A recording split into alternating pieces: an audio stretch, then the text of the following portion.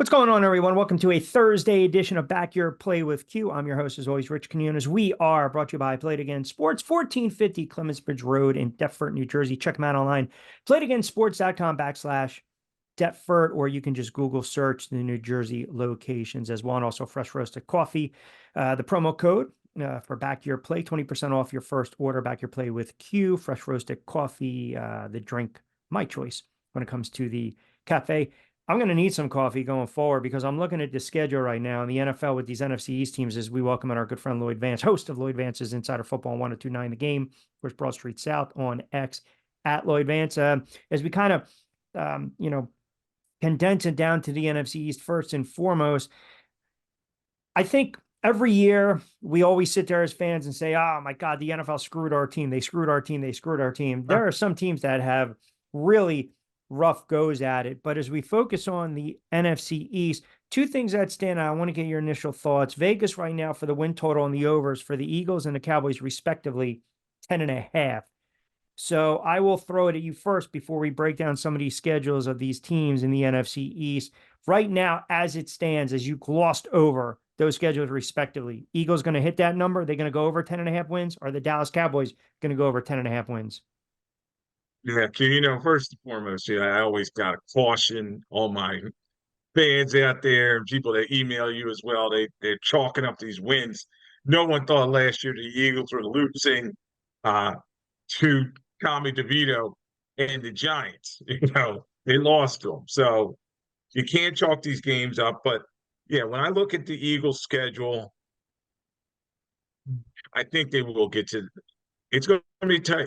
I think they can get to about 11, 12 wins, Q. I think they're going to go over that number. But it's not an easy schedule. Obviously, they start on it's a home game, but on the road against Green Bay, a tough team in Brazil. Yep. The Eagles have an early bye in week Great 5, point. which is something that, the health of a team is very important, especially down the stretch. So you got to watch that.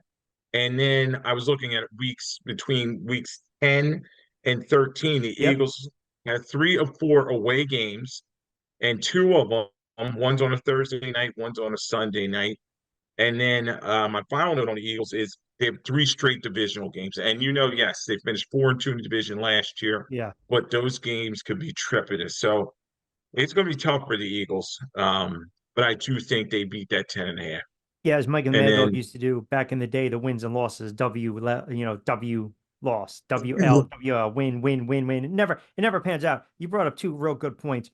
The bye is week 5. Then when you look at that week 10, on the road at Dallas, at the Rams, at Baltimore, then to clean it up, Washington, Dallas, and the Giants to close it out. Now you're laying a 115 to win back 100 if you feel they're going to go over those 10.5 and or win a division at plus 115 to win the conference plus 650, make the playoffs minus 220. So that tells you the odds makers believe that the Eagles are indeed a playoff team. But as you alluded to, it's always those divisional games. There's going to be a couple games when you go back and you look at the season, they probably have no business losing, and then they probably have no business winning. Listen, Cleveland, Jacksonville, those can be some tricky games. But again, first glance, the thing that stands out, that trip to Brazil and then having that bye week in week 5. yeah, yeah, and this team, we've always said the big question mark is 2 of them. It's the coach and the quarterback. Mm. How are they going to play in these situations? And end of season, they host Dallas and then Yep. they host the Giants. So they're 2 huge games for Jalen Hurts, Nick Sirianni. Very well, they could win the division there. We know every year there's a new champion in the NFC East since 2004. So, but yeah, I'm looking forward to the Eagles' schedule. There's some interesting games on there. They're getting them in prime time about 4 times or so, which is, probably right about right. And it's going to be interesting. Week 8, I want to see them at Cincinnati. I think Cincinnati could be one of those bounce back teams. Joe Burrow's coming back. That could be a shootout type of game with those receivers in that game. Uh, Um, yeah, you asked me about the Dallas schedule. Now, Dallas, mhm. 10.5 Q. I don't think they're going to make it. I really don't. I Let me think, give let me give you the Jerry's numbers. bringing me back. Yeah. Yeah, I was just Yeah. gonna say, let me give you the numbers real quick. As you mentioned, 10.5. So again, -125. I got to lay 125 to win back 100, to win the division +130, conference +750, to make the playoffs -200. A lot of people believe they're a playoff team. You got Dak and you got the head coach last year, their contract to win the Super Bowl +1800. By the way, the Eagles were +1600. So as you mentioned, go ahead with the first quarter or so of the Cowboys schedule. The Cowboys are interesting because they're at Cleveland right off the bat. That's gonna be a tough game Yep. because Cleveland, they're a sneaky good team. That defense can get after people, and Dallas, sometimes they have that slow start to their season. Then they're at the Giants in week 4. That's gonna be a big game. It's on a Thursday night. And then they're at Pittsburgh right after that on Sunday Night Football. Their bye is kind of in the middle at week 7, so we'll see. But out of the bye, they're at San Francisco. Huge rivalry game. It's on a Sunday night. I penciled that one in to kind of earmark. And then they host the Eagles in week 10, and then they're at Philadelphia in week 17. So, Dallas, interesting schedule. I know you'll be watching on Thanksgiving as the Giants come in there, and are they going to be the turkey for Thanksgiving? I mean, you know what I always say every year, right? The Jive Turkey Awards. That San Francisco game, Atlanta on the road, who knows who's going to be the quarterback? If it's going to be Penix or Cousins, then the Eagles, then the Texans, tough spot. And then, as you mentioned, a little potpourri to close things out. Week 15, 16, 17, and 18. That leads us into the aforementioned Giants, who will be part of Hard Knocks, kind of an off-season move. I guess the NFL hates the fans and they hate me. I don't need to see that debacle at all, to be quite honest with you. We can get into that, in another edition of BYP. But I'm looking at the schedule. Their bye week comes week 11. But the schedule makers were not kind. I mean, the thing that stands out for me is if you go to week 5, they've got on the road to Seattle, always a tricky spot. Cincinnati, the Eagles, on the road to Pittsburgh, tricky spot. Washington's going to be better. Carolina is a bad team. I can tell you right now, as I look at the win total, under 6.5, -140, win back 100. To miss the playoffs, yes, I'm grabbing it. To win less than 6.5, yes, I'm grabbing it. I'm not even going to talk about the division, the conference, or getting in the Super Bowl. I think this is a 3 to 4 win team. I can see them maybe beating the Atlanta Falcons, depending upon the quarterback position late, which is week 16. Maybe a win against Indianapolis, maybe a win against Carolina, and you split with Washington. Other than that, I don't see the Giants have any type of success. I'm actually going to hammer the under for the Giants in 2024. First, when you and I first talked about this team, we thought I was thinking, yeah, maybe they could get to there on that 7-win mark, but it's going to be tough for them. And you see, you think, okay, Carolina is a cupcake game in week 10, but the game's in Germany, so you really don't know what's going to happen there. They're playing Dallas in week 4 on Thursday Night Football. You have Cincinnati on Sunday Night Football. They're at Pittsburgh in week 8, Monday Night Football, and then we Brutal talked about stretch. the aforementioned Thanksgiving game as well. So, you hate to say they're bringing them in as the homecoming opponent in these primetime games, but it's going to be tough for them to win some of these battles that they have on their schedule. They're cooked. I'm telling you right now, the season will be over again. Every year, all I clamor for, just get me to November. Meaningful friggin' football for the Giants. Stop laughing. Meaningful friggin' football for the Giants getting in November. By the time we get to friggin' Halloween, by October, they're done. They're done. I can tell you right now, I see one win out of the first 6 or 7 games, and I might be watching it. They're not going to beat Minnesota. I don't give a crap who's quarterbacking. They're not going to beat Cleveland. They're not beating Dallas. They're not beating Seattle. They're not beating Cincinnati. They're not beating the Pigeons, and they're not beating the friggin' Steelers. So you know what? Pencil me in for let's just get out of September, because come October, you know what happens. I get very miserable. I get very irritable. The weather starts to turn. I'm already grumpy as it is, and I got to deal with this crap for another season with a quarterback that's banged up and a head coach who might be dead man walking. It's not a good schedule for the Giants. I mean, look, tongue in cheek, if they were to figure out a way to beat Minnesota and Washington to get to 2-0, you're feeling pretty good about yourself as a Giant fan. And I say that because of you're going against 2 potentially rookie quarterbacks. The thing is, Q, if you get to 2-0, a lot of times those teams have a very good chance of making playoffs. But yeah, they got to win these early games that are winnable because they Yeah. have some tough opponents on.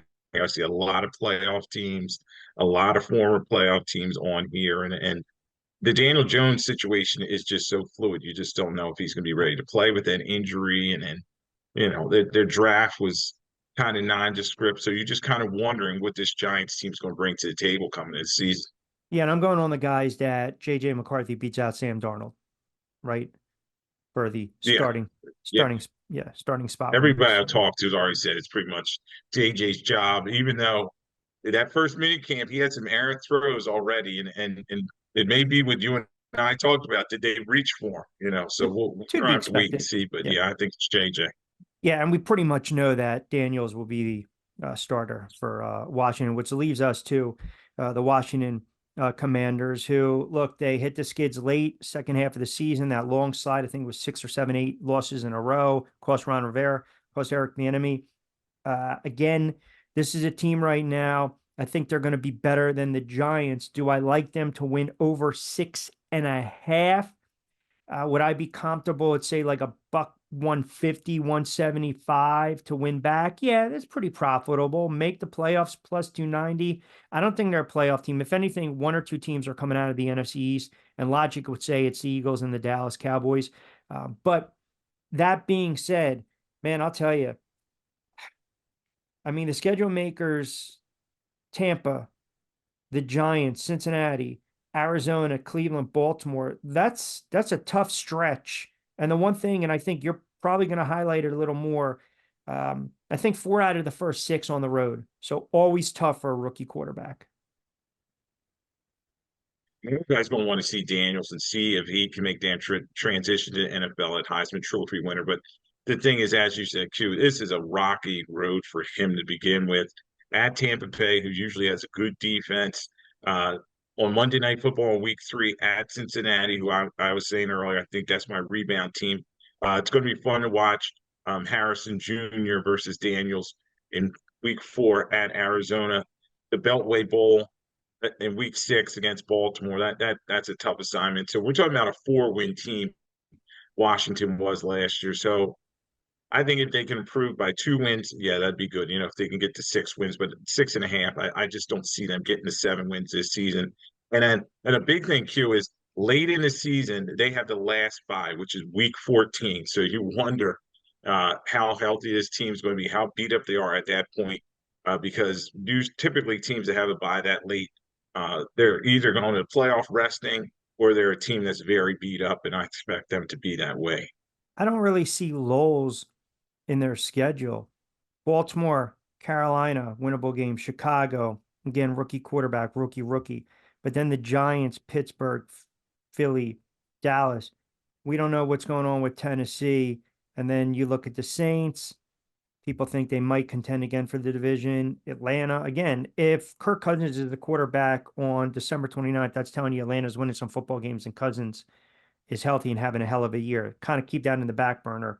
And then they close with the Dallas Cowboys. I still think clear cut Eagles and Dallas, it's their division to win. I understand that Sirianni's on the hot seat.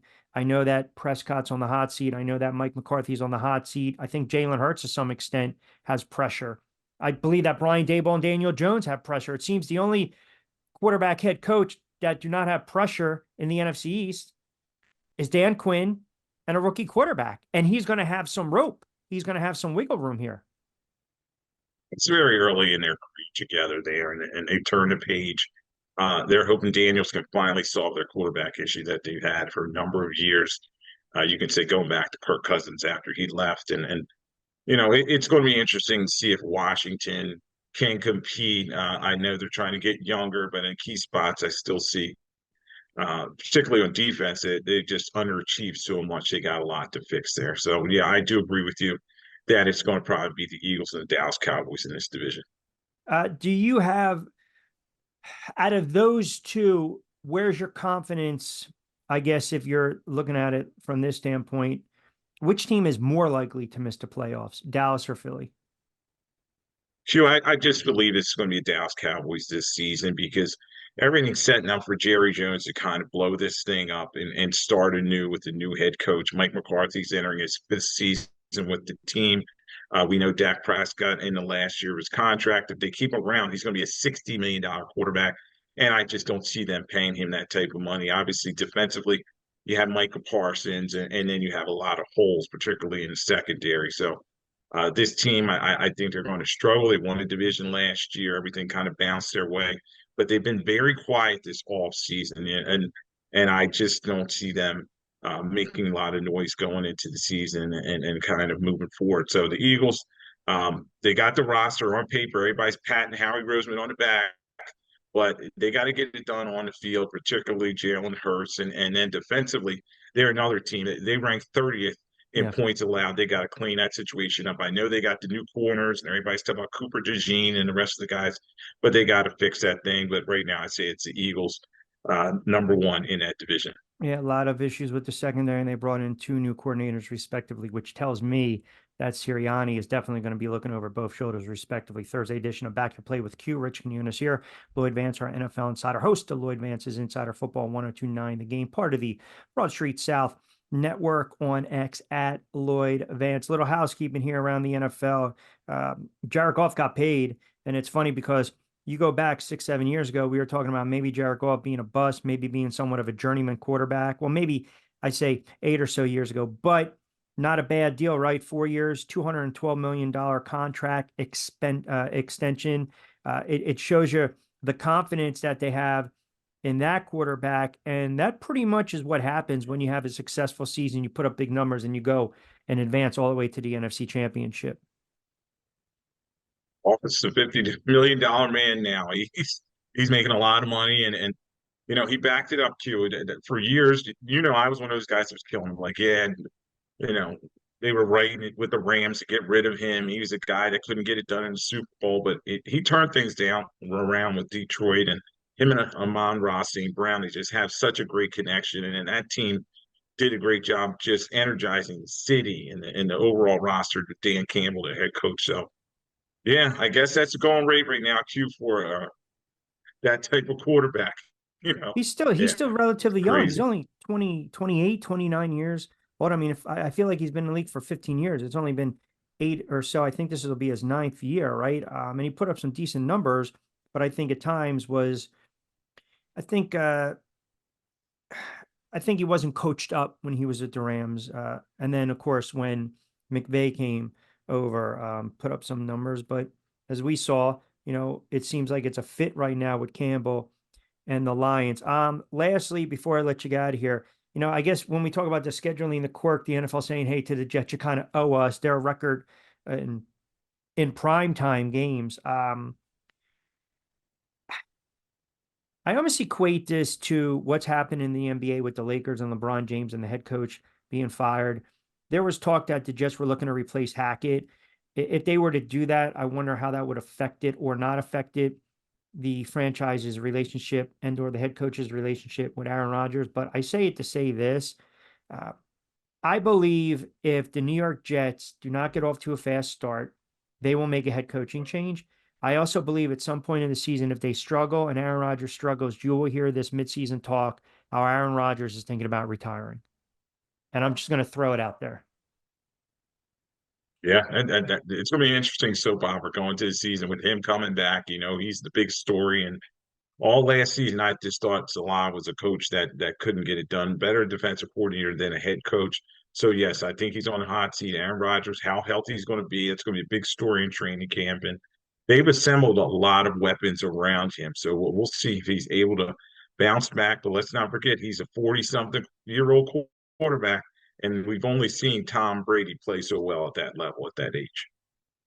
Last word, excellent stuff as always. Lloyd Vance, our NFL guru, our insider host of Lloyd Vance's Insider Football 1029 The Game, part of the Broad Street South Network on X at Lloyd Vance. We will do it again on a Football Friday edition of BYP as we kind of look at some of the marquee games that the schedule makers have shared with us, have bestowed upon us, and we'll start looking at some more futures. And we have to continue breaking down the divisions as well as the summer is among us. Always appreciate you jumping on BYP, my friend. Shoot, thanks for having me on.